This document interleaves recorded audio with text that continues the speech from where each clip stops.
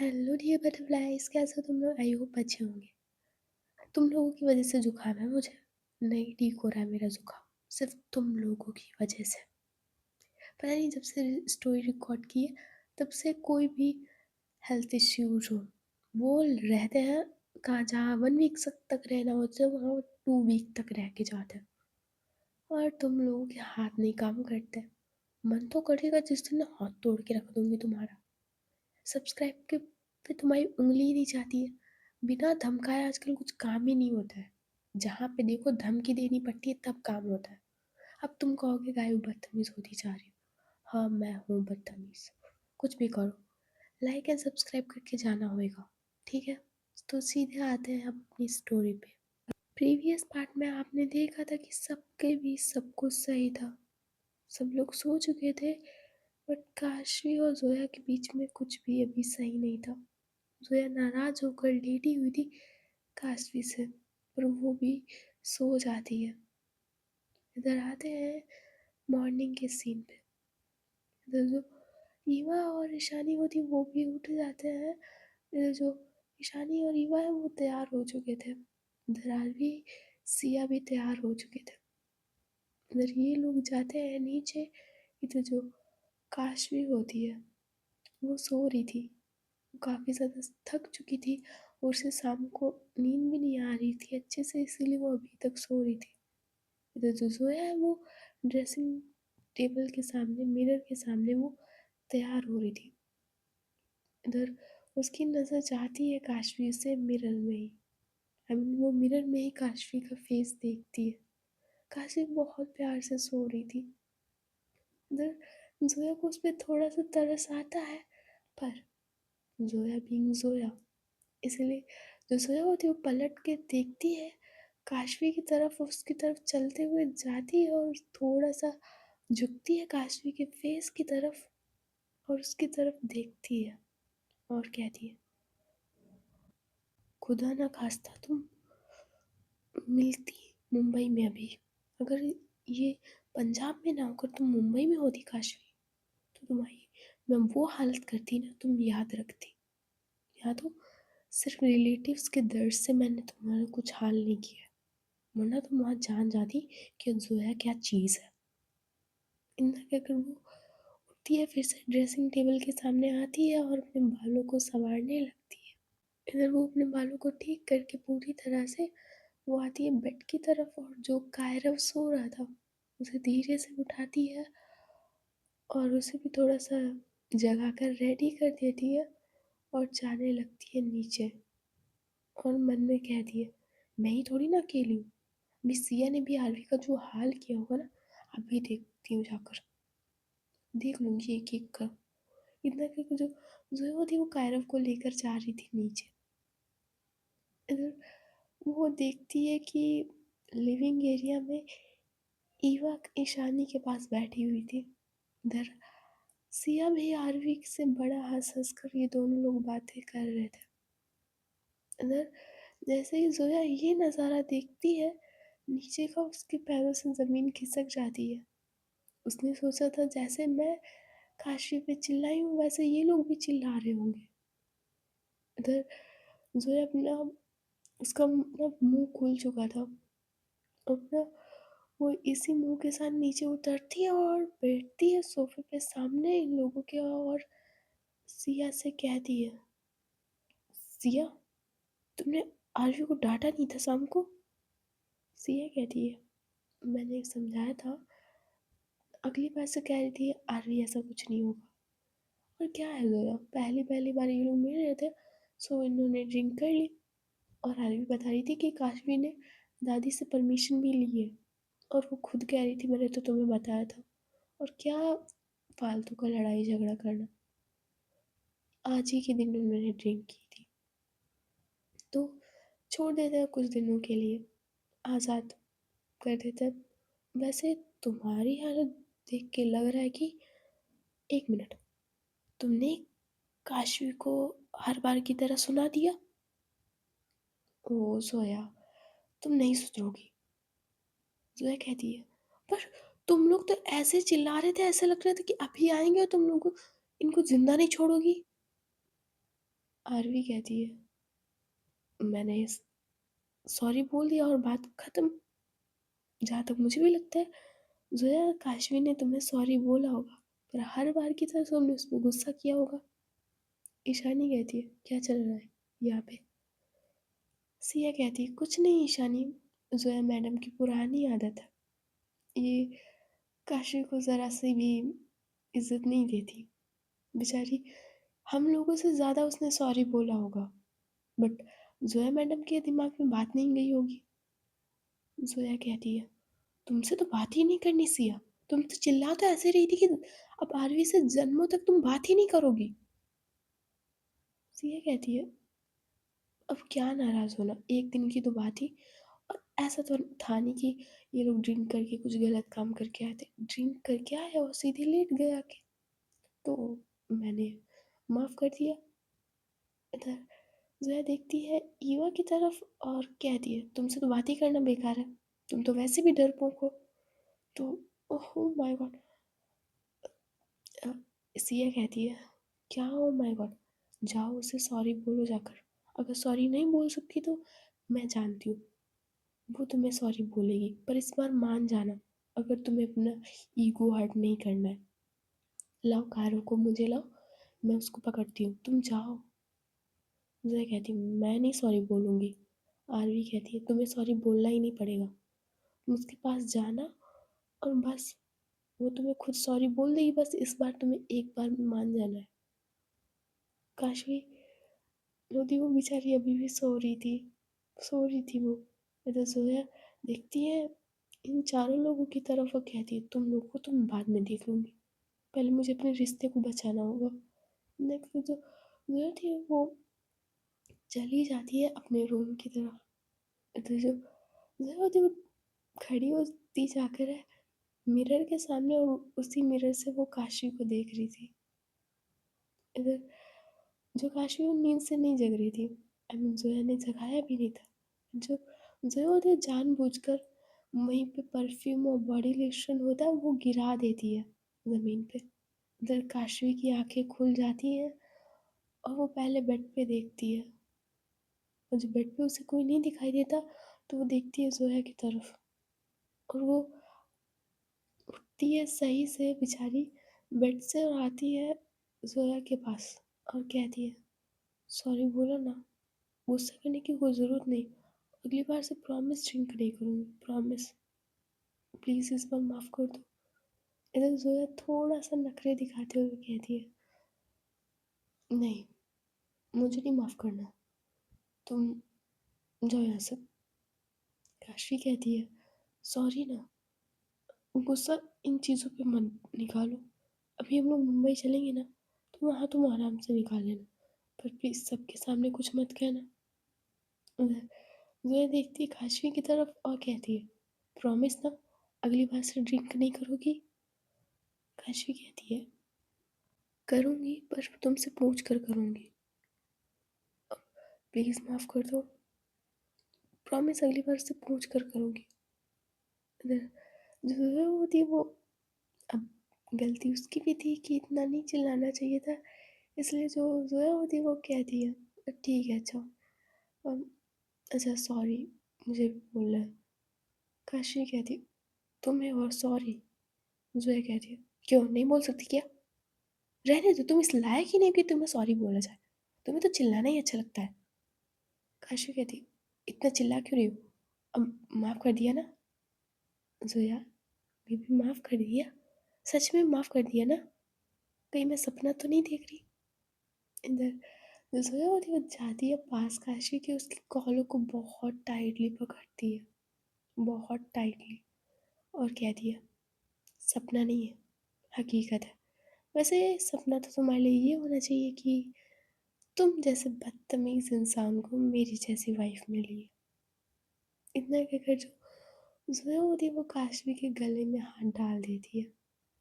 इधर जो काशवी होती है वो ज़ोया के कमर पे हाथ रखती है और उसे थोड़ा सा खींचती है अपनी तरफ और कहती है, तो सच में माफ़ कर रही हो?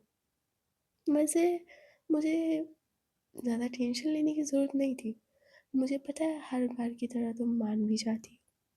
मेरी प्यारी वाइफ। इतना कहकर वो ज़ोया की नोज़ से अपनी नोज़ को रब करती है। आई मीन होता है कि नोज़ से नोज़ को टच करना, सो वो करती है। जो ज़ोया होती है वो थोड़ा-सा मुस्कुराती है। इन दोनों की लड़ाई तो अक्सर चलती थी। ये दोनों लोग ऐसे थे कि शाम को इतना लड़ेंगे और सुबह तक एक हो जाते थे। ये दोनों कपल्स ऐसे ही थे, छोटे बच्चों की तरह लड़ते थे। इधर ज़ोया कहती जल्दी से तैयार हो जाओ और नीचे खाना खाने चलते हैं। इधर काशवी कहती है खाना खाने चलते हैं, मेरा मन तो आज है ही नहीं ब्रेकफास्ट करने का। तुमने डिनर जो खराब कर दिया और हर बार की तरह उस कायरो को बीच में डाल दिया। ज़ोया कहती है बच्चा है हमारा, और जाओ कायरो नीचे अकेला है, मैं जाती हूँ, तब तक तुम रेडी होकर आ जाना। काशवी कहती इसके अलावा कोई ऑप्शन भी नहीं है। इंदा की जो काशवी होती है वो कबर्ड से कपड़े निकालती है और वॉशरूम की तरफ चली जाती है ज़ोया की तरफ देखते हुए। इधर ज़ोया अपने बालों को सही करती है और मुस्कुराते हुए वो भी नीचे आ जाती है। इधर सिया कहती है ये लो कायरो को पकड़ो, और मान गई। आरवी कहती है और क्या मानेगी नहीं, हर बार का इनका होता है। मेरी बहन है ही इतनी सीधी, वरना कोई और होता ना मानता नहीं। ज़ोया कहती है हाँ पता है कितनी सीधी है, 36 जगह तुम लोगों ने मुंह मारा था, तब सोचो हम लोग तुम लोगों को ना इतनी अच्छी वाइफ मिली है, वरना तुम्हें लगता था कि तुम्हें कोई लड़कियां घास भी डालेगी, वो रात वाली ही मिलती, कभी परमानेंट तुम लोगों का कुछ नहीं होता। इधर आरवी इस मोमेंट पे अपना मुंह बंद कर लेती है कि जोया ने सही कहा था, इतनी लड़कियों के साथ तुमने सब कुछ किया है, तुम्हें कौन ही शरीफ लड़की मिलती।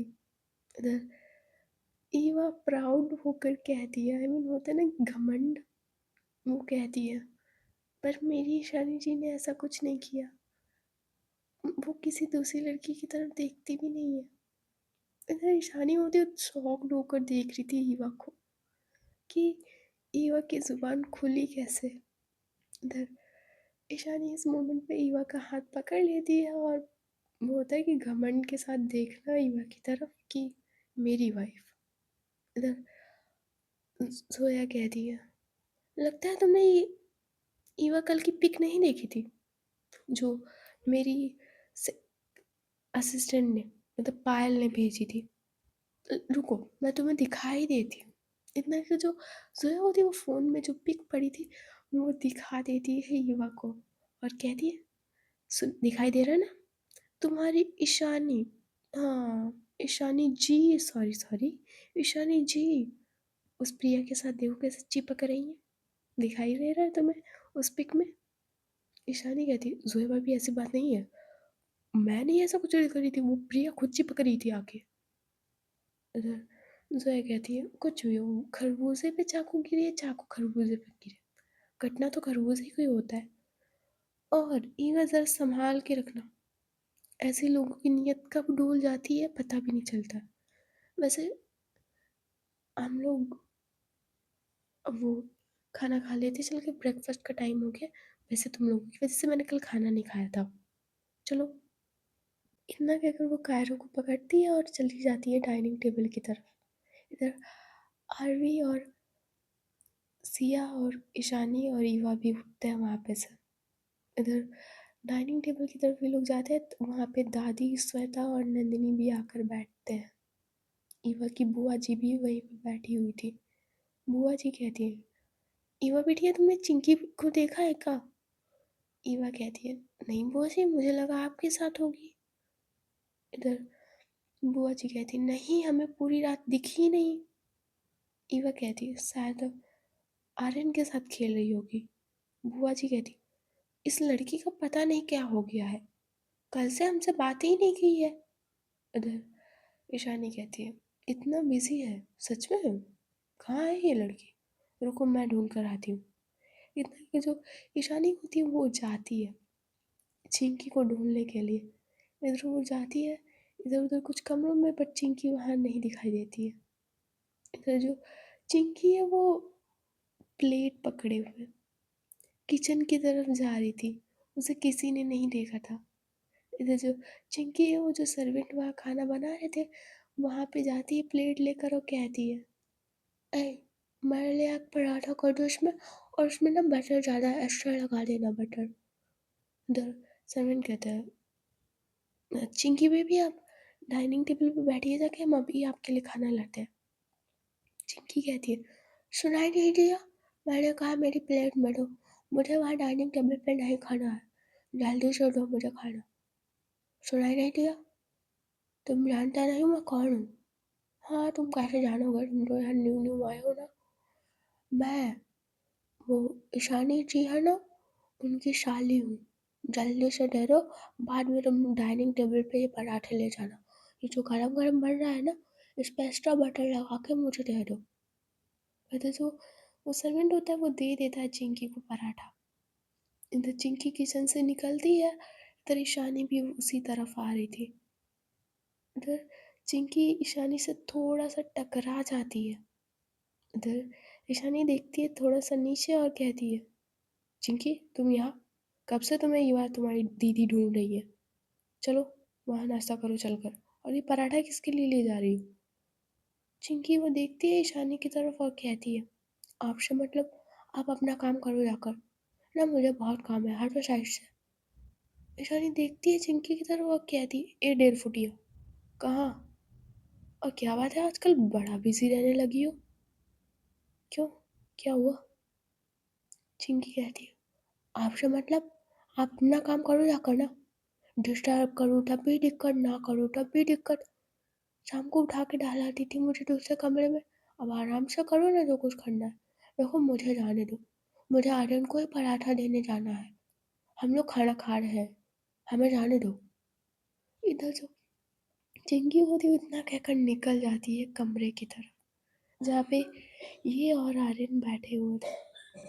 इधर जो चिंकी होती है वो जाती है और सीधे आर्यन के पास बेड पे बैठ जाती है। चिंकी कहती है, "आर्यन देखो मैं तुम्हारे लिए पराठा लाई हूँ, तुम्हें आलू के पराठे बहुत पसंद है ना, इसीलिए लाई हूँ, हम लोग आधा आधा शेयर कर सकते हैं?" आर्यन अपना हाँ में सिर हिलाता है। उसे भी चिंकी के साथ अब काफ़ी अच्छा लगने लगा था।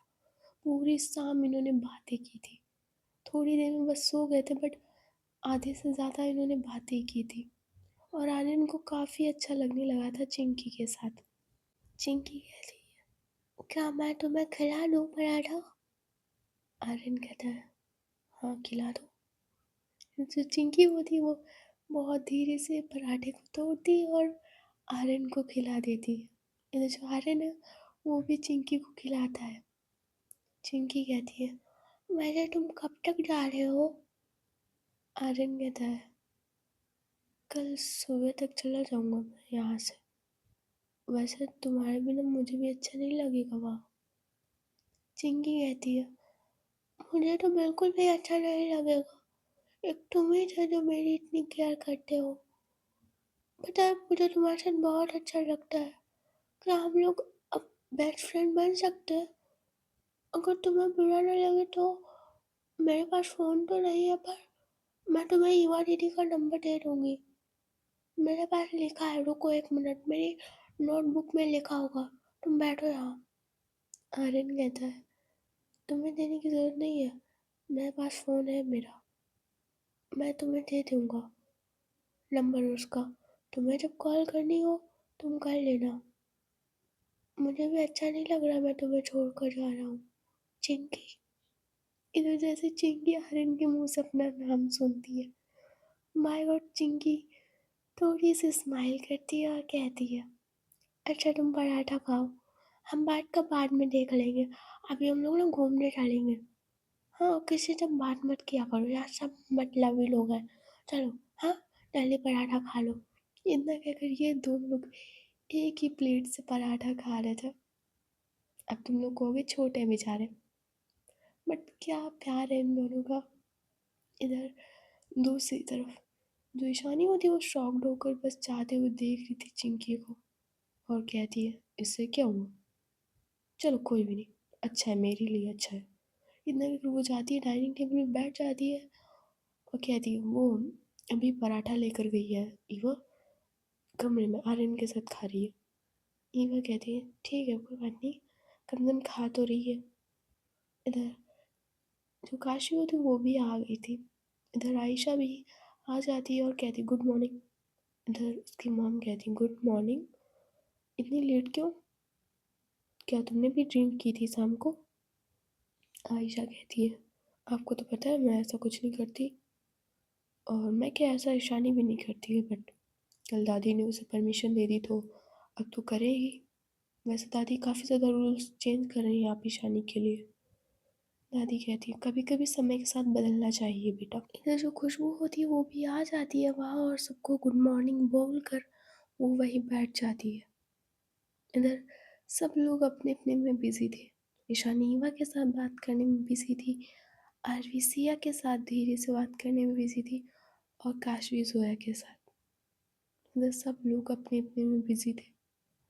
इधर आयशा की मॉम की नज़र जाती है आयशा पे, जो सिर्फ चुपचाप खाना खा रही थी अपना, और ये बात उसे ज़्यादा अच्छी नहीं लगती।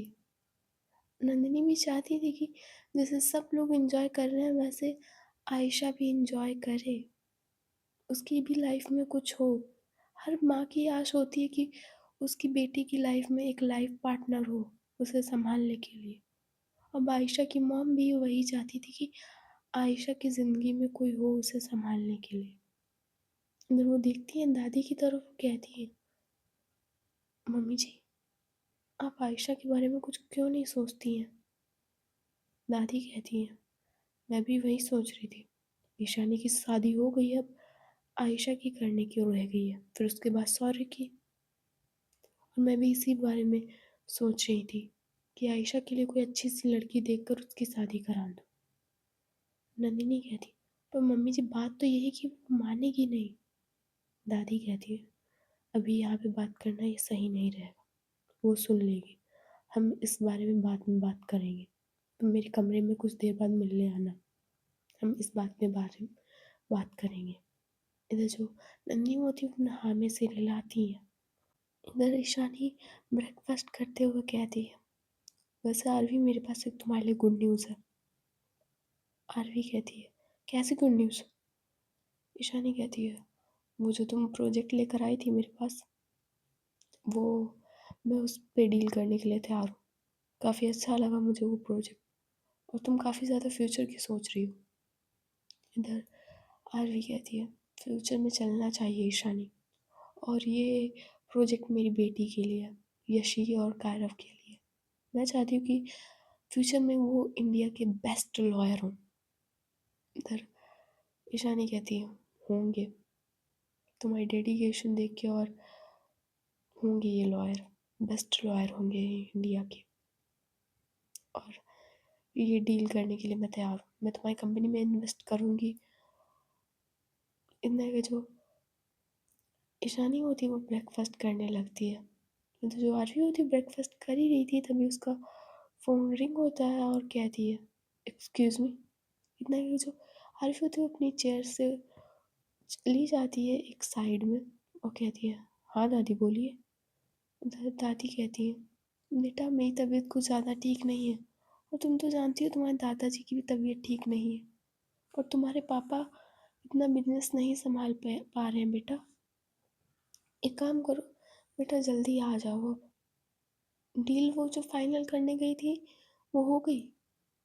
उधर आरवी कहती हाँ दादी हो गई, आप चिंता मत कीजिए, आप दादाजी का ख्याल रखिए, हम लोग अभी आते हैं। हाँ शाम तक हम लोग पहुँच जाएंगे, आप चिंता मत कीजिए। इधर की जो आरवी होती है फ़ोन कट कर देती है। इधर वो आती है टेबल पे और कहती है जोया से अपना सामान पैक कर लो, दादाजी की तबीयत ज़्यादा ठीक नहीं है तो हमें जाना होगा मुंबई के लिए, और पापा अकेले इतना बिजनेस नहीं संभाल सकते, और एम्प्लॉयज़ के भरोसे हम लोग बिजनेस छोड़ नहीं सकते। सिया कहती है क्या दादाजी की तबीयत खराब है, ठीक है ना वो? आरवी कहती है वो ठीक है, बट हमें अभी मुंबई के लिए निकलना होगा। अंदर दादी कहती है बट बेटा तुम तो कल जाने वाले थे ना सुबह। आरवी कहती पर दादी इमरजेंसी है, जाना तो पड़ेगा।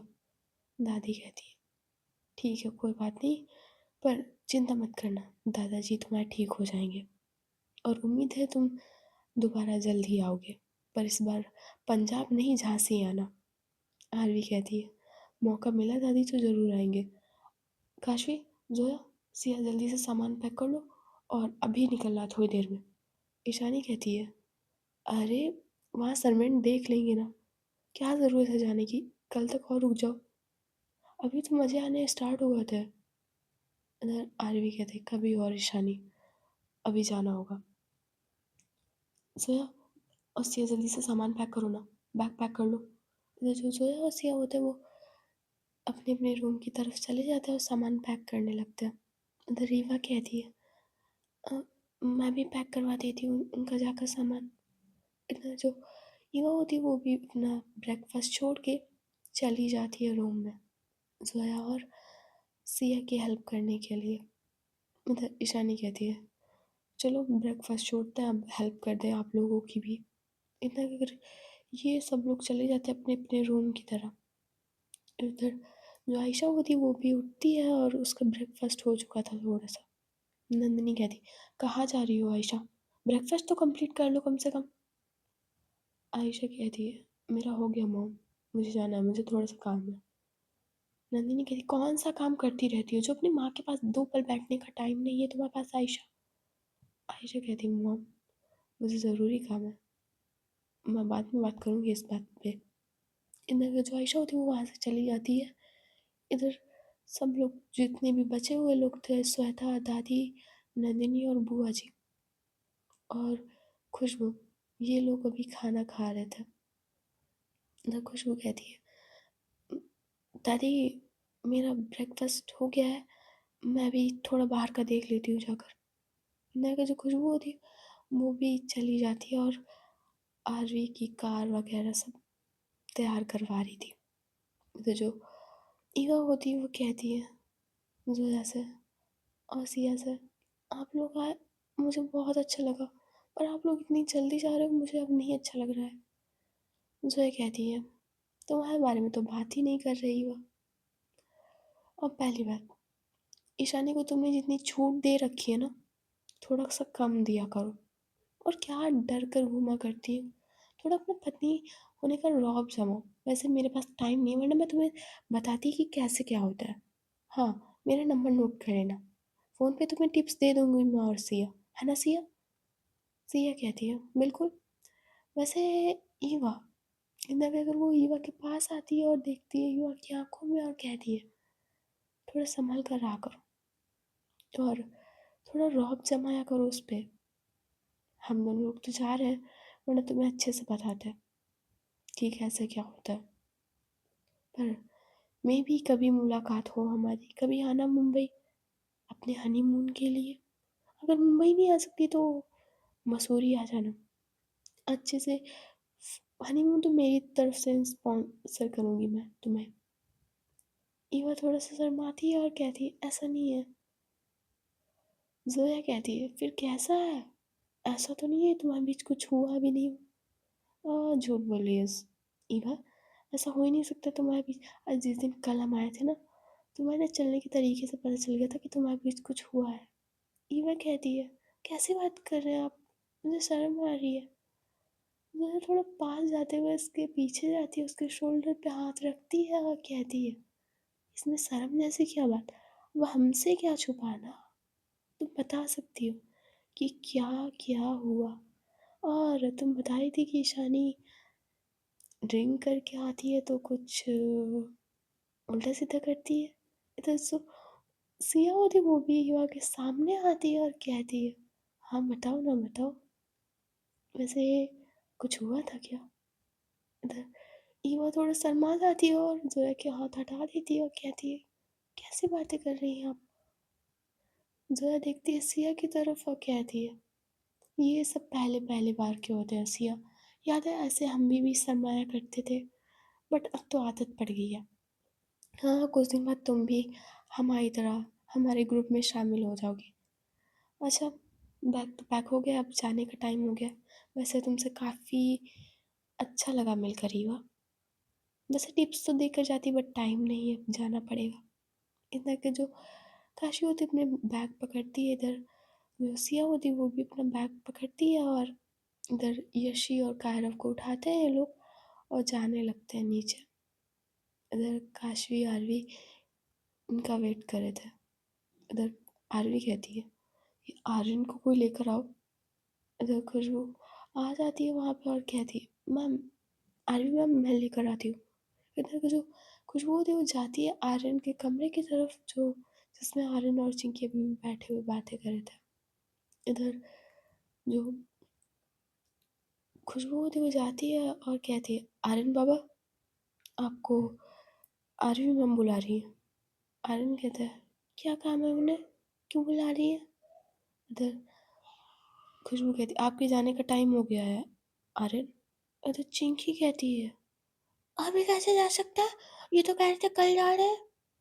इधर खुशबू कहती है बट अभी अभी डिसाइड हुआ कि ये लोग अभी निकल रहे हैं, बैग भी पैक हो गए हैं। आर्यन आप चलो। इंदर की जो खुशबू होती है वो जाती है आर्यन के पास, आर्यन का हाथ पकड़ती है और उसे धीरे से बेड से नीचे उतारती है। इधर चिंकी कहती है आर्यन तुम मुझे छोड़कर ऐसे नहीं जा सकते। आर्यन कहता है मेरा भी मन नहीं है चिंकी, पर मुझे जाना होगा। इधर चिंकी कहती है पर तुम तो प्रॉमिस किया था कि कल तुम जाओगे, अभी नहीं जाओगे। आर्यन कहता है मुझे जाना होगा चिंकी, बाय। इतना भी आर्यन उधर देख रहा था चिंकी की तरफ ना, धीरे से हाथ हिलाता है। इधर चिंकी की आंखों में आंसू थे।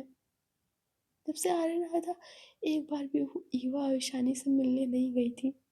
इधर चिंकी भी आर्यन के पीछे पीछे आ रही थी। इधर ये लोगों ने बैग बाहर निकाल लिए थे, ये लोग कार के पास खड़े हुए थे। इधर आर्यन भी आता है और देखता है आरवी की तरफ और कहता है कहाँ बैठना है। इधर जो आरवी होती है वो पीछे का गेट खोलती है। इधर जो सोया सिया उधर बैक सीट पे बैठ जाते हैं जाकर। इधर आर्यन भी विंडो साइड बैठता है जाकर। इधर जो आरवी है वो बैठती है ड्राइविंग सीट पे और इधर काशवी बैठती है। इधर बॉडी गार्ड्स भी इनके बैठ चुके थे बाकी की कार्स में। इधर जो आरवी है वो सारे फैमिली मेम्बर्स की तरफ देखती है और बाय करती है। इधर चिंकी वो देख रही थी आर्यन की तरफ। इधर आर्यन देख रहा था चिंकी की तरफ और वो अपना हाथ बाएं में हिलाता है, पर चिंकी उससे बात नहीं करती है। इधर कार चलने वाली होती तभी चिंकी कहती है आर्यन अपना नंबर तो दे दो मुझे। उधर जो सारे लोग होते हैं वो देख रहे थे चिंकी की तरफ, क्योंकि चिंकी की वॉइस काफ़ी ज़्यादा तेज़ निकली थी इस टॉपिक पे, आई मीन इसको बात को कहने में। इधर ईशानी कहती आरवी रुको यार। इधर जारविया तो रुक जाती थी, उसने कार स्टार्ट की थी, मतलब बढ़ाई नहीं थी आगे। इधर जो आई मीन जो ईशानी होती वो कहती है तो तुम्हें नंबर चाहिए आर्यन का। तभी मैं सोचूं कि ये लड़की कल डिस्टर्ब करने नहीं आई। दादी देख रही हो, बुआ जी और ईवा देख रही अपनी बहन को। इधर दादी बुआ जी और ईवा थोड़ा सा मुस्कुराते हैं। इधर चिंकी कहती है मुस्कुराओ मत, मैं एज अ फ्रेंड उसका नंबर मांग रही हूँ और आप लोगों ने नंबर नहीं लिया। ईशानी जी, आपने आरवी का नंबर नहीं लिया होगा, काशवी का नहीं लिया होगा आपने, तो आपके दिल में क्या उनके लिए कुछ है तभी आप नंबर लेते हो। आर्यन मेरा फ्रेंड है इसलिए मैं उसके पास से नंबर मांग रही हूँ। हर बार गलत सोचते हो तुम लोग। आर्यन अपना नंबर दे दो ना। इतना फिर वो अपना हाथ ले जाती है आर्यन के पास और उसकी विंडो साइड से वो दिखाते हुए कहती है, बेचारी उचक उचक के नंबर मांग रही थी। इधर जो आर्यन होता है वो एक पेन लेता है, आई मीन काशवी से काशवी होती है वो पेन दे देती है। जो आर्यन होता है वो चिंकी की हथेली पे अपना आई मीन चिंकी की हथेली पे अपना नंबर लिख देता है। इधर आर्यन अपना हाथ निकालता है और कहता है तुम भी अपना नंबर लिख लो ना। इधर जो चिंकी होती है वो देखती है ईवा की तरफ। इधर जो ईवा होती है वो नंबर बताती है चिंकी को। इधर जो चिंकी होती है वो नंबर लिख रही थी आर्यन के हाथ पे। इधर इनका नंबर लिखना हो जाता है जो चिंकी होती है वो आर्यन की तरफ देख रही थी, आर्यन वो चिंकी की तरफ देख रहा था। तो जो ईवा होती है वो आती है उधर साइड ज़ोया और सिया के पास और कहती है, भाई जी अब हम कभी आएंगे मुंबई। इधर ज़ोया कहती है, पता है किस लिए आओगी? हनीमून। हाँ तुम चिंता मत करना, बस इन्फॉर्म कर देना, हम तुम्हारे लिए बेस्ट रूम डेकोरेट करेंगे, वर्ल्ड बेस्ट, बेस्ट मैट्रेस होगा, बेस्ट बेड होगा। इधर ईवा तो बेचारी बात करने आई थी पर जोया की बातें उसको शर्मिंदा कर देती हैं। इधर ईवा कहती है, बाय। इधर जोया और सिया मुस्कुराते हैं और वहाँ से निकलने वाले होते तभी दादी कहती है, ईशानी और बेटा ईवा, जाओ इन्हें छोड़ कर आ जाओ वहाँ एयरपोर्ट तक। इधर आरवी कहती है, दादी हम लोग एयरपोर्ट से नहीं जाने वाले, हम प्लेन से नहीं जाने वाले, हम लोग बाई रोड जाएंगे। दादी कहती है, पर बेटा फिर भी ईशानी और बेटा इनको मेन रोड तक तक कम से कम छोड़ी तो जाकर। इधर ईशानी कहती है, जी दादी आप चिंता मत कीजिए। ईवा क्या तुम मेरे साथ चल रही हो? ईवा कहती है, हाँ आपके साथ चल रही हूँ। इतना कि जो ईवा होती है वो आती है ईशानी के पास, इधर जो ईशानी और ईवा होता है वो एक कार में बैठ जाता है। इधर सब कार्स निकलती है, आरवी की रोल्स रॉयस निकलती है और उसके पीछे कुछ कार्स निकलती हैं बॉडी गार्ड्स की। इधर ईशानी और उसकी दो बॉडी गार्ड्स की कार निकलती है वहाँ से। इधर चिंकी अपने सीधे हवेली के अंदर भाग जाती है अपने कमरे की तरफ, और वो ना फूट फूट कर रो रही थी। आर्यन के साथ उसको एक दिन में ही बहुत ज़्यादा अटैचमेंट हो गई थी। इधर जो इन लोगों की कार होती है वो by road I mean main road तक पहुंच गई थी, या कह सकते कि हाईवे तक, बस हाईवे पे चढ़ने वाली होती है।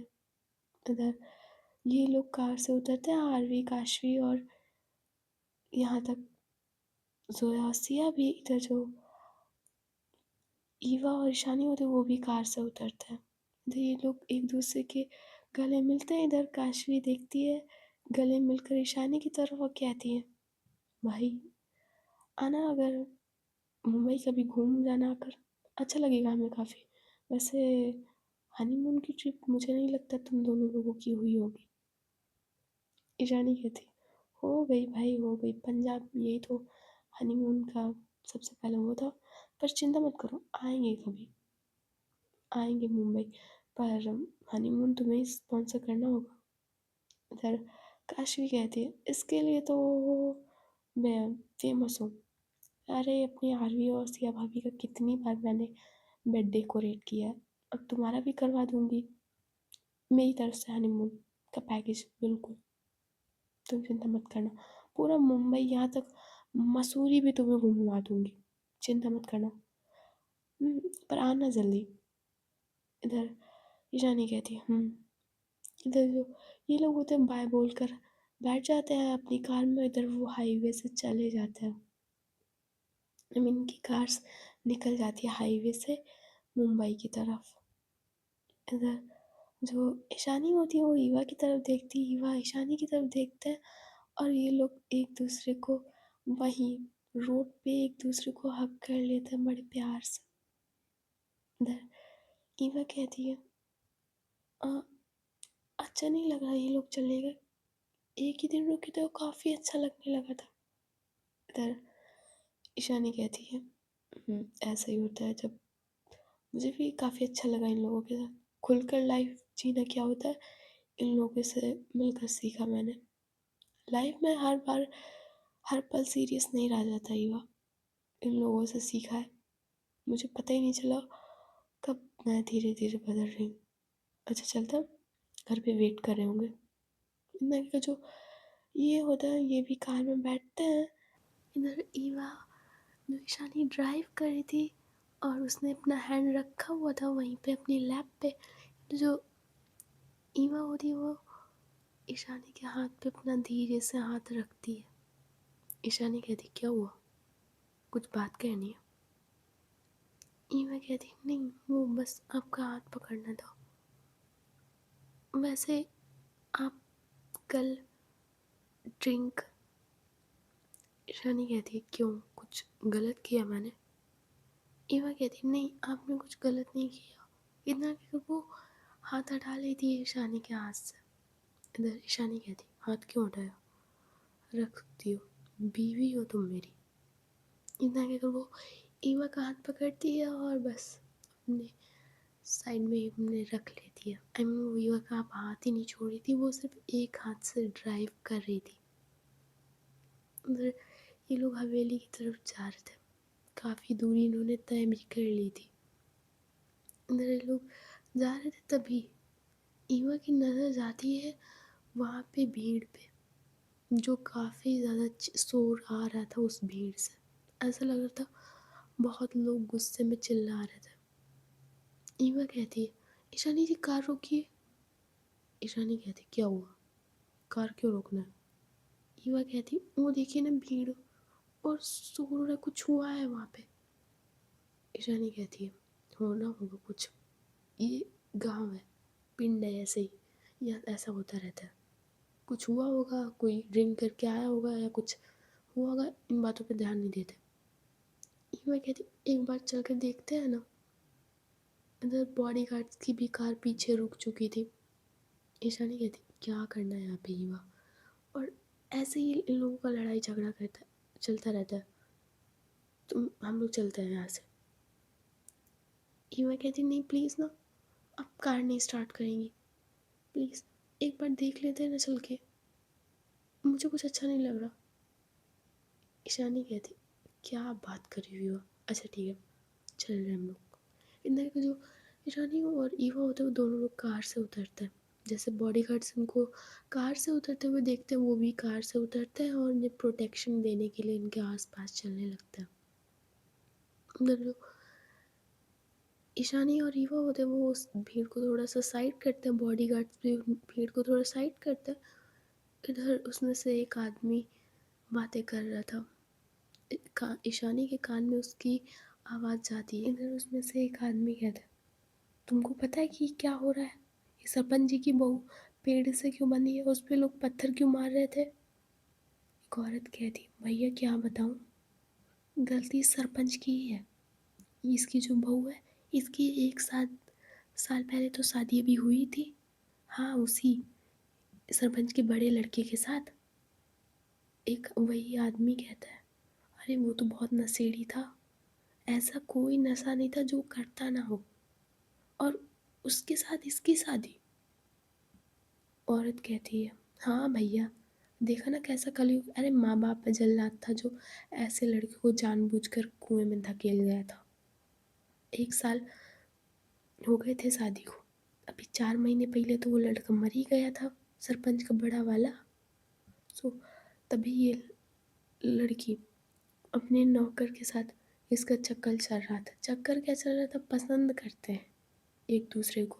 सरपंच को कहीं से पता चल गया होगा तो सरपंच इनको मार रहा है। सरपंच चाहता था कि वो ज़िंदगी भर उसी के घर में रहे। सरपंच की भी नीयत ठीक नहीं ना भैया, तुम तो जानते हो। वो चाहता था कि बहू उसकी बनकर रहे। इधर वो आदमी कहता हाँ जानते हैं इस सरपंच की, और उसकी बेटी प्रिया, वो कौन सा कम है, उसकी कौन सी नज़र सही है अपनी भाभी पर। जानते हैं कैसी कैसी लड़की है, अब पर कुछ बोल नहीं सकते, वो बात अलग है बहन। उधर वो औरत कहती है भैया बोलेंगे तो इस पिंड से ही निकलवा दिए जाएंगे, इससे अच्छा जो कुछ हो रहा है वो होने दो, मुंह बंद करके बस तमाशा देखो। उधर ये बात ईवा और ईशानी भी सुन लेते हैं। मतलब जो बाकी की पब्लिक होती है वो ऐसा होता है कि ना पत्थर उठा लेना, कुछ लोगों ने पत्थर, कुछ लोगों ने हाथ में चप्पल पकड़ रखी थी। इधर वो लोग मारने वाले थे, कुछ लोगों की चप्पलें तो उस औरत है उस नौकर को लग भी जाती हैं। इधर ईशानी कहती क्या चल रहा है यहाँ पे, रुको तुम लोग। तो जो सारे लोग होते हैं वो उनकी तरफ फेंकना बंद करते हैं और देखते हैं ईशानी की तरफ। इधर सरपंच और जो प्रिया थी वो भी देखती है ईशानी की तरफ। सो गाइस आज की स्टोरी बस यहीं तक, देखते हैं नेक्स्ट पार्ट में क्या होता है। अगर स्टोरी अच्छी लगी हो तो लाइक एंड सब्सक्राइब कर देना। Okay, bye bye, tata, good night, see you.